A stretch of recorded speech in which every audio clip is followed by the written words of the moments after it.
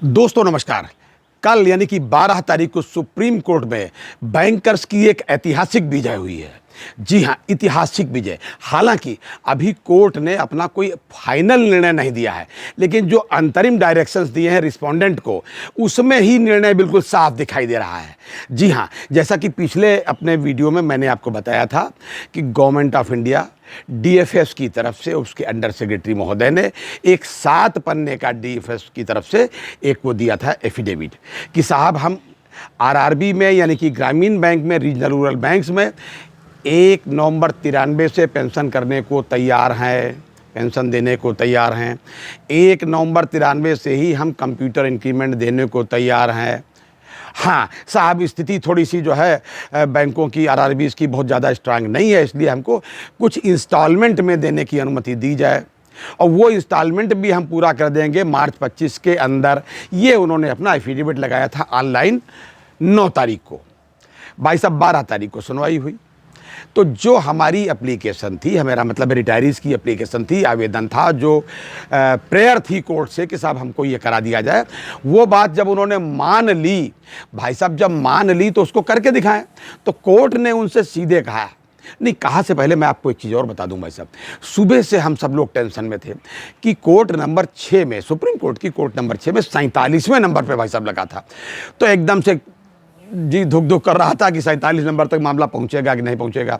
33, 36, 42, 43, 45 जब पहुंचा तो बिल्कुल लगा कि अब तो सब गया काम से। लेकिन भाई 47 नंबर पर पहुंचा। और हम एक चीज़ बताएं आपको भाई साहब कि सुप्रीम कोर्ट के जजेस हमारे इतने विद्वान हैं, उनको ज़्यादा समय नहीं लगता हर चीज़ को समझने में। भाई साहब मुश्किल से 5 या 6 मिनट हमारी बात सुनी गई। हमारी का मतलब है हमारे जो रिस्पोंडेंट, हमारा केस सुना गया और भाई साहब उसमें ही उन्होंने उनको डायरेक्शंस दे दिए। उन्होंने सीधे सीधे कह दिया कि इस बात को जो आप कह रहे हो करके दिखाइए, आपका एफिडेविट बोनाफाइड है, या आप करके दिखाइए। और नेक्स्ट डेट हम आपको दे रहे हैं 21 अक्टूबर, 21 अक्टूबर की। आप इसके पहले क्या करें, एक जस्टिफाइड जो है रीजनेबल, जिसको कहते हैं कि रीजनेबल अमाउंट एरियर्स का, इसको भुगतान करके तब आप आइए, तब मैं आपकी बात सुनूंगा। जी हाँ, तो ये काम उनको ये निर्देश दे दिए गए।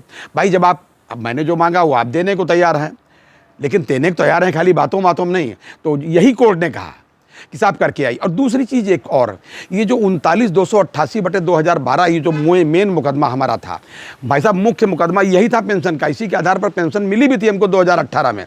जस्टिस जोसेफ कुरियन साहब ने अप्रैल 18 में इसी पर निर्णय दिया था, मिली थी। लेकिन इसमें जो है पूरी बातें इन लोगों ने इम्प्लीमेंट नहीं करी थी।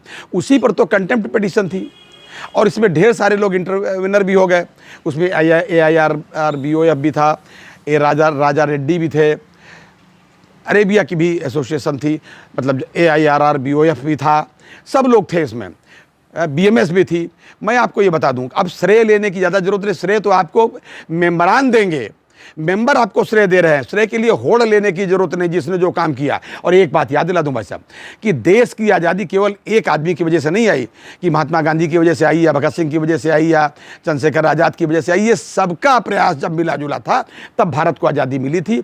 इसलिए अरेबिया, AIRBOF, बेफी या जो भी है एसोसिएशन, ये अकेले ना समझे कि उसके बिना सब काम, मतलब अकेले उससे काम हो गया।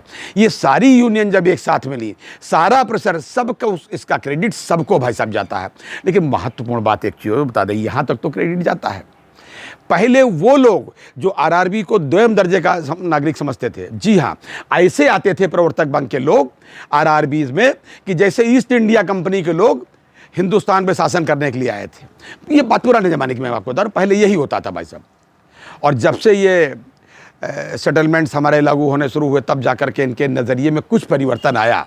और आज स्थिति यह है कि इनकी एसोसिएशंस हमको सबको, यानी आरआरबी वालों को अप्रिशिएट कर रही है, चाहे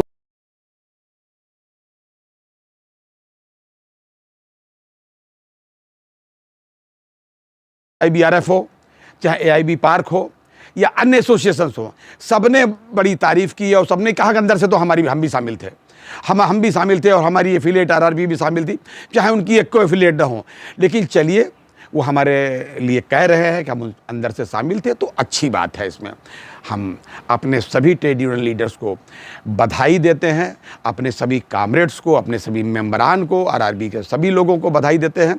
ये खाली उन लोगों के लिए नहीं है जो पेंशनर थे भाई साहब, ये तमाम लोगों के लिए। भाई जो पेंशनर थे और पहले रिटायर हो गए अप्रैल 18 से, उनको तो पेंशन का एरियर मिलेगा। जो लोग अप्रैल 18 के बाद रिटायर हुए उनको कंप्यूटर इंक्रीमेंट का एरियर मिलेगा भाई साहब। और जो लोग अब रिटायर होने वाले हैं उनको भी कंप्यूटर इंक्रीमेंट का एरियर मिलेगा। तो ये सबके इतने लोगों के लिए लाभान्वित है। दूसरे, आप एक मुख्य धारा में आकर के बिल्कुल 100% खड़े हो गए। और ये समझ लीजिए कि हमारे यहाँ हिंदुस्तान में कोर्ट में, भगवान के यहाँ भी और न्यायालय में भी देर है लेकिन अंधेर नहीं। हम ऐसे अपने जजेस को भी भाई प्रणाम करते हैं, धन्यवाद देते हैं, उनको नमन करते हैं जिन्होंने न्याय के लिए अपनी कलम निर्भीक होकर के चलाई। और पुनः एक बार हम जोसेफ कुरियन साहब को भी पुनः उनको प्रणाम करते हैं। भगवान उनको लंबी उम्र दे।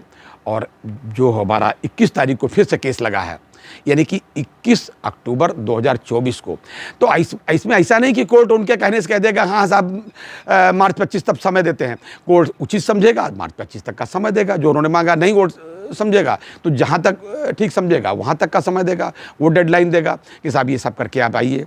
तो लेकिन विक्ट्री तो बिल्कुल, विक्ट्री में कोई आपको संशय नहीं है, विजय आपकी हुई है। इसलिए ग्रामीण बैंक के सभी कर्मियों को, सभी कामरेड्स को, सभी ट्रेड यूनियन लीडर्स को और सभी ग्रामीण बैंक में काम करने वाले सभी मेंबरान को, सदस्यों को बहुत बहुत बधाई। ये था आज तक का अपडेट। अगली बार अन्य अपडेट के साथ, तब तक अपना ध्यान रखिए, अपनी सेहत का पूरा ध्यान रखिए। जय हिंद, जय भारत, नमस्कार।